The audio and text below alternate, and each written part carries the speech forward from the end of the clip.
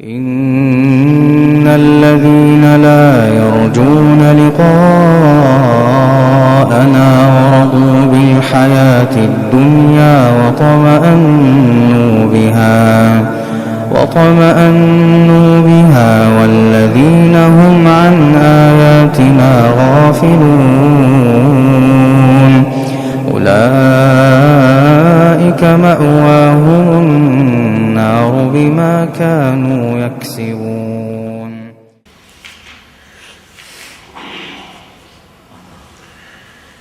صالح ان کے بیٹے ہیں، صالح بن احمد بن حنبل، وہ بیان کرتے ہیں، اور یہ کتاب میں اپنے ساتھ لایا ہوں، مناقب الامام احمد، اور سند بھی صحیح ہے۔ میں کوئی بھی اگر روایت ہو نا، ایک ایک روایت کے لیے 2 دن تک تحقیق کرتا رہتا ہوں، جب صحیح ہوتی ہے تو پھر بیان کرتا ہوں۔ اللہ رب العزت کے فضل سے، اللہ کا احسان ہے، ٹھیک ہے تھوڑی باتیں کرتے ہیں، دلائل تھوڑے صحیح، لیکن جو دلیل بیان کریں گے وہ پکی اور صحیح ہوگی۔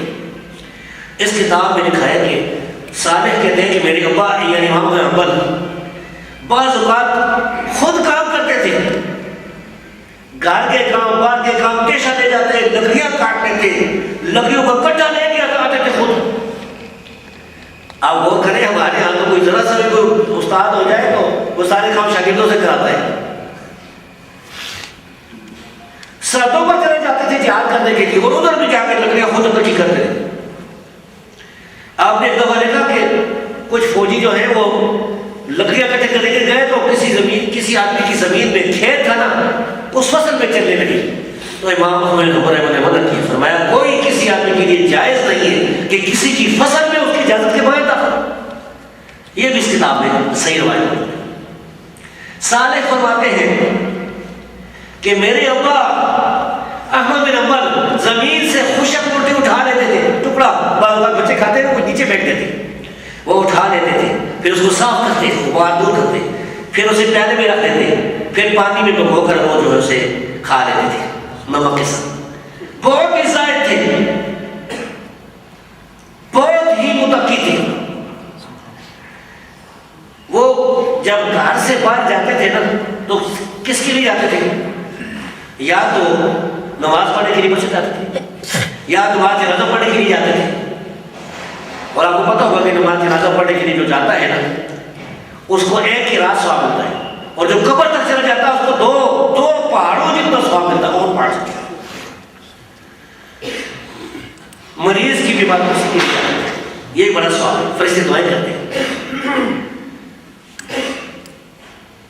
انتہائی صبر کرنے والے تھے، وہ بازاروں میں چلنا اپنا پسند کرتے تھے، یعنی پھر جب بہت بوڑھے ہو گئے نا پھر تو کثرت تلاوت کرتے تھے، قرآن کے حافظ بھی تھے نا۔ جب بھی ان کے پاس ان کے بیٹے جاتے تھے نا تو وہ نماز پڑھ رہے ہوتے تھے، نفل پڑھ رہے ہوتے تھے، نماز سے جاتے کوئی بات کرتے یا خاموش ہوتے، جب بیٹا چلا جاتا تو پھر نماز سے پڑھتے تھے۔ ابو بکر المروزی کہتے ہیں کہ میں میدان جہاد میں احمد بن حنبل کے ساتھ رہا، ایک ماسکر جو جاگیوں کا، میں نے کبھی بھی نہیں دیکھا کہ رات کو میں نے کبھی تہجد چھوڑا، ہمیشہ رات کو تہجد جو ہے وہ پڑھتے تھے۔ 7 دن میں قرآن کریم جو ہے وہ اس کا وہ پڑھ رہے تھے، ہر 7 دن بعد جو ہے نا وہ یعنی سنت کے مطابق جو صحیح روایت ہے اس کے مطابق 7 دن میں تکمیل ختم قرآن کرتے تھے، اور بچپن سے ہی شب بیدار تھے، بہت تھوڑا کھاتے تھے۔ جب انہیں کوڑے مارے گئے نا سنت کیا گیا۔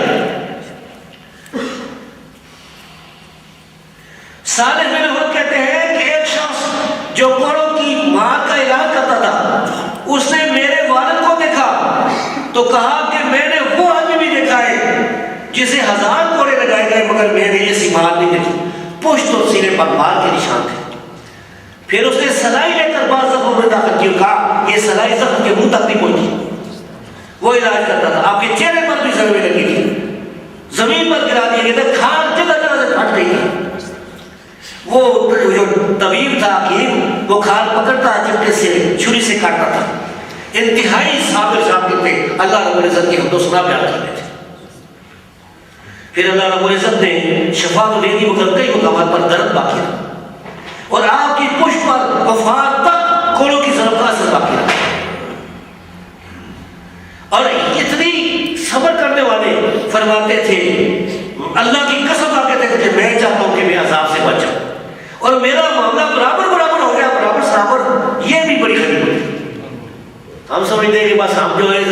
نمازیں پڑھنی ہو تو بس وہ سمجھتے ہیں کہ ہمارے جیسا تو کوئی ہے نہیں. امام ابو حاتم رازی فرماتے ہیں کہ امام احمد کو کوڑے لگنے کے 3 سال بعد میں آپ کے پاس گیا. یہ ساری مناقبیں ہوتی ہیں باتیں. تو میں نے پوچھا کہ کیا وہ نشان ختم ہو گئے؟ تو آپ نے بائیں ہاتھ دکھا کے بتایا کہ یہ میرا ہاتھ شال ہو گیا اور درد بھی محسوس ہو گیا. یہ اتنا بڑا ظلم کرنے کے بعد امام احمد بن حنبل نے اپنے وہ جو ظالم تھے سب کو معاف کر دیا. ہمارے تو کسی کے ساتھ کوئی ذرا زیادتی کرنے کہتے ہیں کہ اس کی ساری نسل ہی ختم کر دی. پھر وہ جو خلیفہ متوکل بلا تھا نا، یہ بلے جو آتے تھے، یہ واسط بلا نے ظلم کیا تھا. وہ جب مر گیا تو متوکل جو آیا نا، متوکل بلا، اس نے احمد بن حنبل کو بتایا. اب خلیفہ نے کہا کہ میرے بھائی نے زیادتی کی تھی، بھائی تھا میرا، تو اب اس کا بدلہ اتارنا چاہیے. احمد بن حنبل کو بتا دیا اپنے محل. انہیں محل میں جو چیزیں غلط تھیں وہ سارے راگی قاضی نے بچھا دی اور ان کے سامنے روزانہ دسترخوان پر طرح طرح کی چیزیں جو ہے بناتے تھے. آج کل تو ہمارے یہاں بڑے بڑے جو شیخ الاسلام بنے ہوتے ہیں ہوتا کچھ بھی نہیں. وہ کہتے ہیں کہ ہمارا جو ہے، کوئی کہتا ہے کہ میری فلاں بادشاہ کے پاس جو ہے میرا ہو جائے، ادھر میری دعوت ہو جائے، بڑا خوش ہوتے ہیں. کوئی شورا بن جائے کسی کی تو اس میں خوش ہوتا ہے. ابھی بھی جو اقبال سے آیا ہوں آپ کو پتا ہے. تو اب طرح طرح کے کھانے آتے ہیں اور وہ چاہتا تھا کہ کھائیں. اس نے کہا کہ میرے بیٹوں کو، شہزادوں کو کوئی حدیثیں سنائیں. اب میں نے عمل سنا، میں نے سنا سنانے کے لیے تو وہ ادھر ہے نا جو درس ہوگا، ادھر کدھر ماننے سنانی ہے. ایسے عظیم و شان لوگ ہیں جن کو ماننے. اہل حدیث کے یہ امام ہیں. ہم اہل حدیث کا یہ بنیادی عقیدہ ہے کہ صحابہ، تابعین، تبع تابعین، محدثین سے محبت کرنا اور ان کی گستاخی نہ کرنا. تو احمد بن حنبل کیا کرتے تھے؟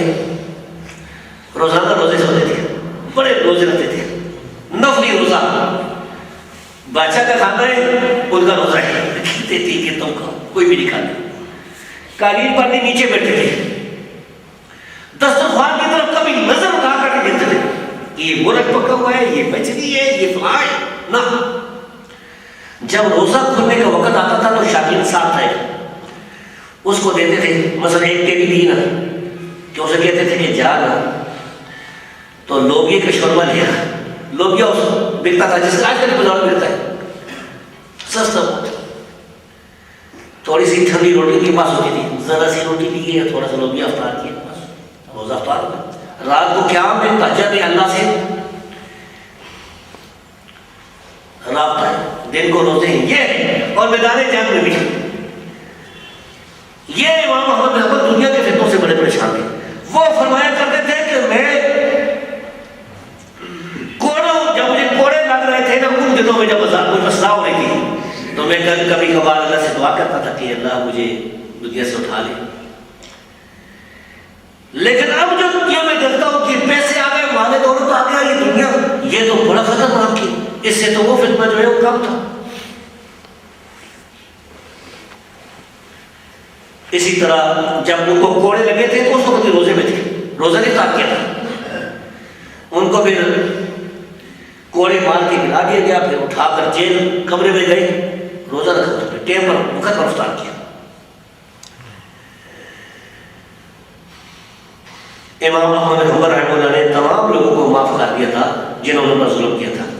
پھر انہیں بہت پیسے دولت لوگوں نے دینے کی کوشش کی، انہوں نے دیکھا ہی ضرورت ہی نہیں.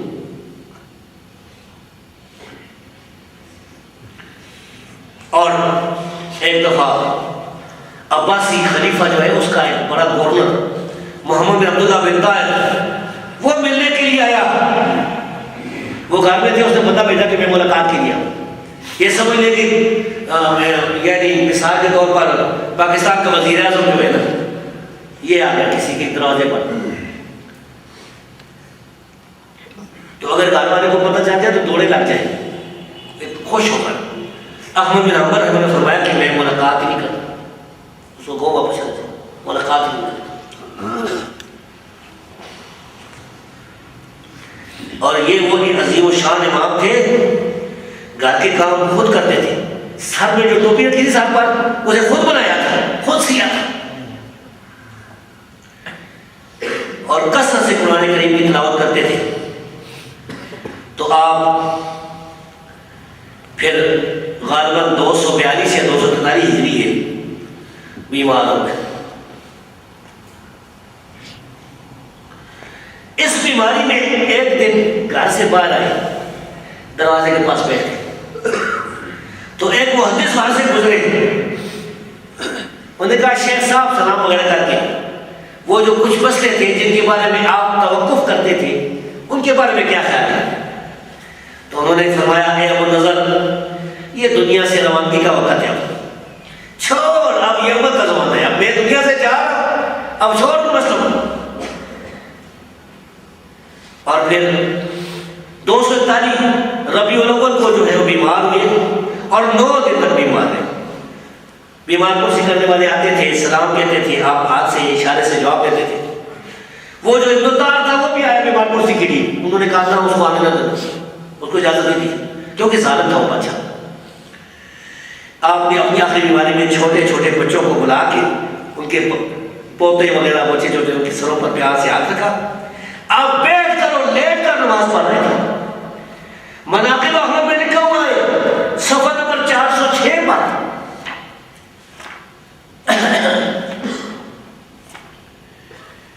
یہ لکھا ہوا ہے کہ وکان، یہ دیکھیں صفحہ نمبر 406 وکان یصلی قاعدا، اور آپ بیٹھ کر نماز پڑھتے تھے، ویصلی ومضطجعا، اور لیٹے نماز پڑھتے تھے، ذرا طبیعت ٹھیک ہوتی بیٹھ جاتے تھے اور طبیعت ٹھیک ہوتی لیٹے ہی نماز پڑھتے۔ لا یکاد یفطر، یعنی نمازیں نہیں چھوڑتے، سر کام بیٹھا پھر نماز پڑھتے۔ وَيَرْفَعُ يَدَيْهِ فِي مَا يَرْكُعُ، اور لیٹے ہوئے بھی رفع دین کرتے تھے رکوع سے پہلے۔ رسول اللہ صلی اللہ علیہ وسلم کی سنت سے جتنا پیار تھا بہت کم کرے، بالکل آخری بیماری ہے۔ اور پھر جو ہے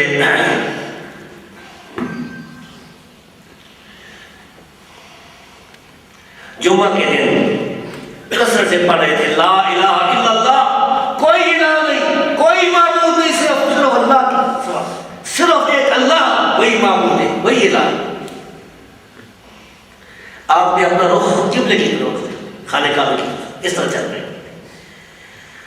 اور دوپہر سے پہلے جمعہ کے دن آپ کی روح جسم سے نکل گئی اور لوگوں نے گلی کوچوں میں رونا شروع کر دیا، دنیا اجڑ گئی، دنیا تباہ۔ صالح کہتے ہیں کہ وفات کے وقت میرے ابا جو ہے باتیں نہیں کر سکتے تھے، زبان لڑا رہے تھے، ان کے ہونٹ ہل رہے تھے، یعنی کلمہ طیبہ کا ورد کر رہے تھے، حتیٰ کہ فوت ہو گئے۔ تو یہ عظیم الشان امام اتنے ظاہر، اتنے متقی، اللہ سے ڈرتے، انہوں نے حدیثیں بیان کی، نبی کریم صلی اللہ علیہ وسلم کی حدیث ہم تک پہنچائی ہے۔ ایسے اماموں سے، ایسے بزرگوں سے محبت کرنا، پیار کرنا یہ ضروری ہے۔ جو ان کی گستاخی کرے گا وہ اصل میں نبی کریم صلی اللہ علیہ وسلم کا گستاخ ہے، وہ اصل میں حدیث نہیں مانتا، اللہ کی بات نہیں مانتا۔ جس طرح جو منکر حدیث ہوگا نا، یہ منادی خاطر سمجھے، جو منکر حدیث ہوگا وہ منکر قرآن ہوگا۔ یہ منکری حدیث جو پرویزی ہے، یہ قرآن نہیں مانتے۔ قرآن میں جو لکھا ہے، مثلا قرآن میں لکھا ہے کہ موسیٰ علیہ السلام نے لاٹھی پھینکی، اجدا بن گئی، یہ نہیں مانتے۔ قرآن میں لکھا ہے کہ اللہ تبارک و تعالیٰ نے آدم علیہ السلام کو پیدا کیا، خلقوں میں تراب، مٹی سے پیدا کیا، یہ نہیں مانتے۔ اب تو پتہ ہے کہ پرویز جو تھا، پرویز تروی اسلام والا، اس نے کتاب لکھی ہے جس کا نام ہے عالمگیر افسانے ہیں۔ عالمگیر کا مطلب ہوتا ہے پوری دنیا ہے عالم میں، یعنی انٹرنیشنل افسانے میں سٹوریز، کس سے جھوٹے کس سے۔ اس میں اس نے لکھا ہے کہ یہ جو مسلمان کہتے ہیں نا کہ اللہ تعالیٰ نے آدم علیہ السلام کو پیدا کیا تھا، یہ افسانہ ہے۔ کہتا ہے کہ انسان کی جو ابتدا ہے یہ جرثومے سے تھی، جرثیم سے، وہ جو ڈارون کی تھی جرثومہ۔ یہ قرآن نہیں مانتے، یہ اللہ کو نہیں مانتے۔ اللہ رب العزت جو 7 آسمانوں سے اوپر عرش پر مستوی ہے اسے نہیں مانتے۔ تو بھائیوں، ایسے لوگوں کا رد کرنا اور اہل حق سے محبت کرنا، ان کا دفاع کرنا یہ ضروری ہے، ورنہ یاد رکھیے ایک دن ہم نے اللہ کے سامنے پیش ہونا ہے۔ میری ان باتوں پر غور کیجیے گا۔ امام احمد بن حنبل رحمہ اللہ جو ہیں، ان کے عقائد صحابہ کے بارے میں بھی کچھ اقوال جو میں نے آپ سے وعدہ کیا تھا، میں کوشش کرتا ہوں کہ وعدہ جو ہے نا اس کی وعدہ خلافی نہ ہو جائے۔ اللہ کے فضل سے پوری کوشش کرتا ہوں کہ ذرا بھی کسی قسم کی جو ہے نا وہ وعدہ خلافی نہ ہو جائے۔ صحابہ کے بارے میں امام احمد بن حنبل کیا فرماتے تھے؟ یہ مناقب الامام احمد میں صفحہ نمبر 165 پر یہ موجود ہے۔ فرماتے ہیں کہ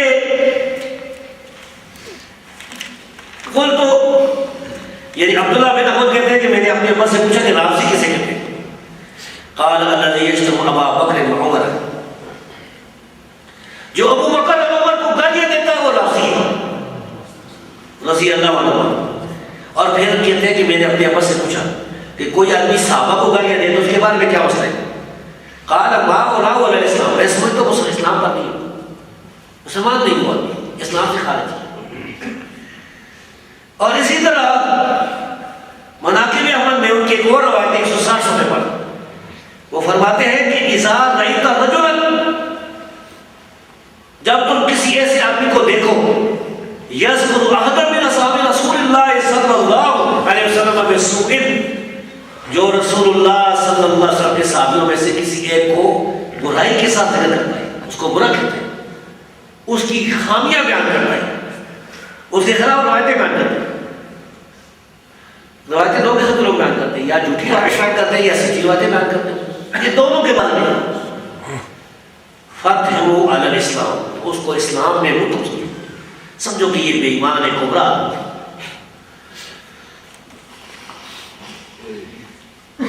اسی طرح امام احمد بن حنبل جو ہے وہ اپنے بیٹے کو جو کتاب لکھائی مسائل ابن عبداللہ، اس میں یہ لکھایا ہے کہ اس امت میں نبی کریم صلی اللہ علیہ وسلم کے بعد سب سے افضل انسان ابو بکر صدیق رضی اللہ عنہ، پھر عمر رضی اللہ تعالیٰ، پھر عثمان رضی اللہ تعالیٰ، اور اسی طرح وہ فرماتے تھے کہ خلفائے راشدین ابو بکر، عمر، عثمان اور علی رضی اللہ تعالیٰ چاروں کو آپ خلفائے راشدین شمار کرتے تھے۔ سوالات ابن ہدی کے نام سے کتاب ہے جو امام احمد بن حنبل کی شاگرد نے لکھی ہے، میرے پاس 2 جلدوں میں موجود ہے اور میرا خیال میں لائے وہ اپنے ساتھ۔ یہ ہے مسائل ابن ہدی کی۔ مسائل ابن ہدی میں 296 نمبر پر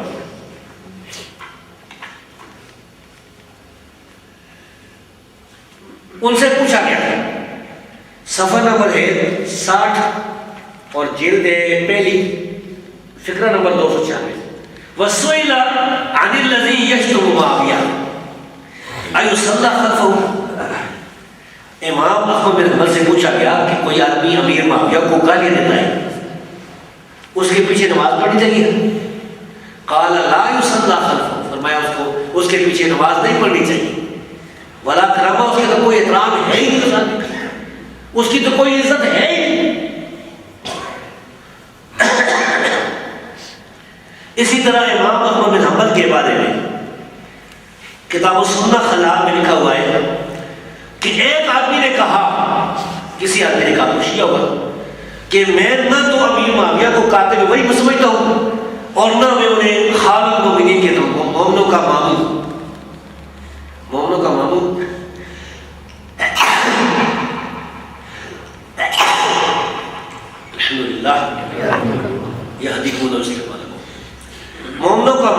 مطلب یہ ہے کہ امیر معاویہ رضی اللہ تعالیٰ عنہ کی جو بہن ہے وہ نبی کریم صلی اللہ علیہ وسلم کی بیوی ام حبیبہ، یہ ابو سفیان کے بیٹے ہیں تو ام حبیبہ بھی ام سفیان کی بیٹی، تو وہ مسلمانوں کی ماں ہوئی نا، نبی صلی اللہ علیہ وسلم کی جو بیویاں ہیں وہ مہاتن کو بیٹی، وہ مسلمانوں کی مائیں ہیں، تو ان کی جو بھائی ہوئی تو ماں ہوئی ہے۔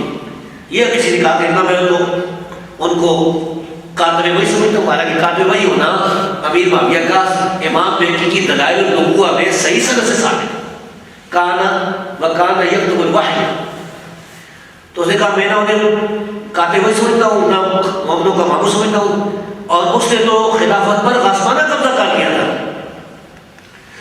اس کا جواب امام احمد بن حنبل نے یہ دیا، ھذا قول سوء ردی، یہ گندا قول ہے، یہ برا قول ہے، یجالبون ہؤلاء القوم، ایسے لوگوں سے بائیکاٹ کرنا چاہیے، لا یجالسون، ان کے پاس نہیں بیٹھنا چاہیے، ونبین امرهم للناس، تو لوگوں کو بتائیں گے ان کے بارے میں یہ لوگ صحیح نہیں۔ اسی طرح کتاب السنہ خلال میں یہ صحیح روایت بھی ہے کہ کسی نے پوچھا امیر معاویہ افضل تھے یا عمر بن عبدالعزیز افضل تھے، اور انہوں نے فرمایا امیر معاویہ افضل ہیں، صحابہ کے برابر ہم کسی کو نہیں سمجھتے، جو صحابہ کا مقام ہے نا وہ کسی کا مقام ہے۔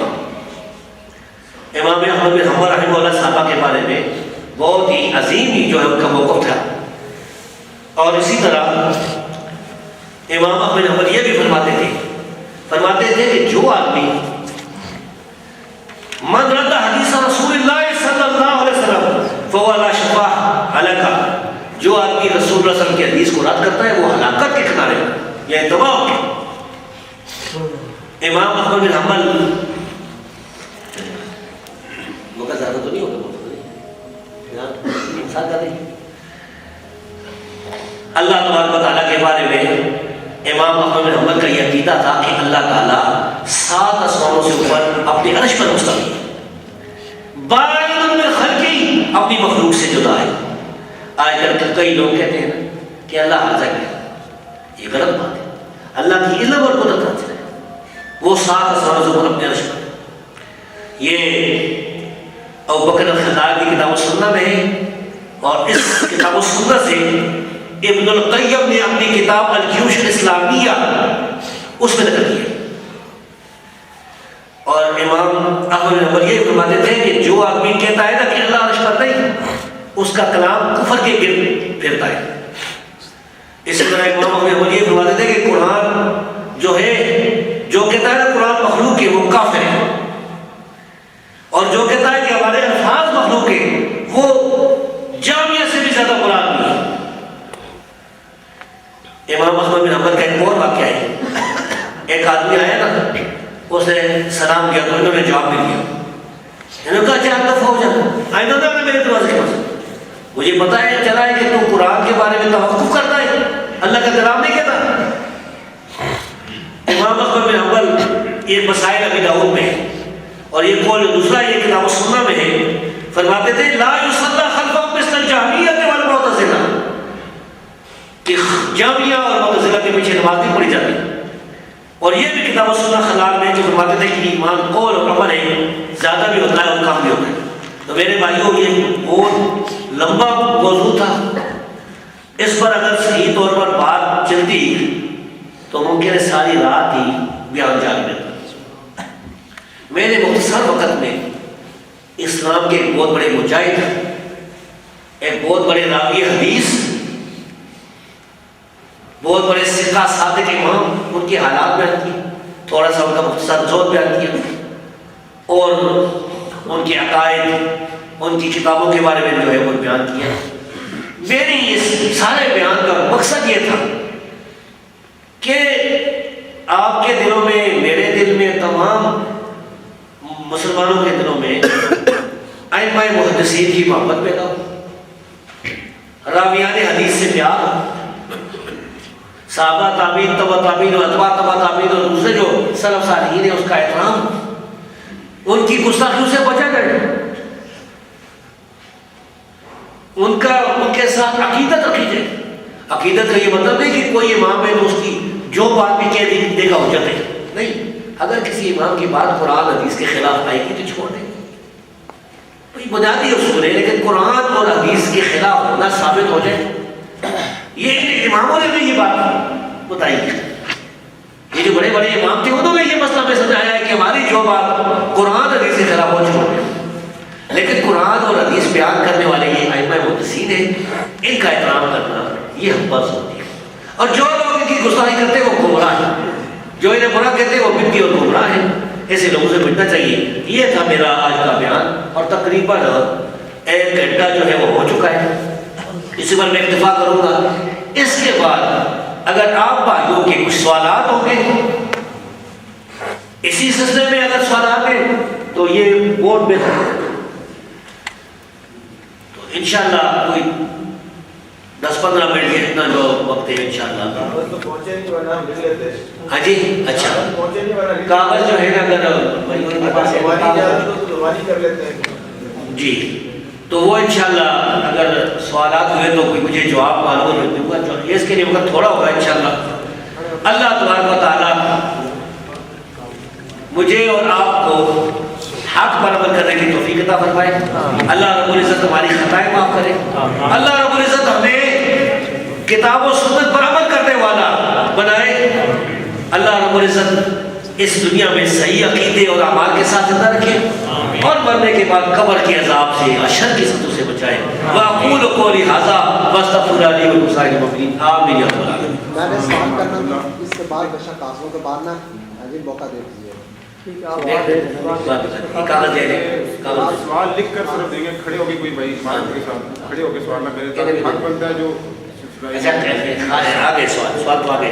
تو 1-2 اعلان سن لیں کہ جاتے ہوئے یہ تذکرۃ المحدثین کے حوالے سے ہم نے جو قرآن کا سلسلہ شروع کیا ہے، تاکہ جو دور کے ساتھی ہیں یا جن تک اشتہار نہیں ہو سکتا، وہ باہر ہم نے کچھ پیپر رکھے ہیں، ان کے اپنا نام اور آگے فون نمبر لکھ دیں، تاکہ ان کو بھائیوں پر میسیجز کے ذریعے اس پروگرام کا اطلاع دی جا سکے، جو آئندہ ہم کروائیں گے۔ انشاءاللہ ہم نے جو سوچا ہے وہ ہر ماہ کے پہلے ہفتے کے اندر ہی انشاءاللہ یہ پروگرام ہوا کرے گا۔ آئندہ انشاءاللہ فروری کے اندر پہلے اتوار کو ایک اصول فقہ کے مشہور امام جو عصر حاضر کے اہل حدیث کے معروف عالم ہیں، محترم حافظ ثناء اللہ زاہدی حافظہ اللہ آف صادق آباد، ان کا انشاءاللہ امام شافعی رحمہ اللہ کے موضوع پر بیان ہوگا، اور انشاءاللہ ہم ان سے رابطے میں ہیں، اور آئندہ انشاءاللہ جو بھی اس سلسلے کے متعلق اشتہار شائع ہوا وہ بھی بتائیں گے، اور آپ اگر فون نمبر وہاں پہ لکھ کے چھوڑ جائیں گے تو آپ تک میسیج پہنچائے جائیں گے انشاءاللہ۔ آپ بھائی سوالات کے لکھ کر یہاں پہنچا دیں، بہتر یہ ہے کہ موضوع کے مطابق دیں، اگر دوسرے بھی سوال لکھنا چاہتے ہیں تو وہ انشاءاللہ وقت کے اوپر منحصر۔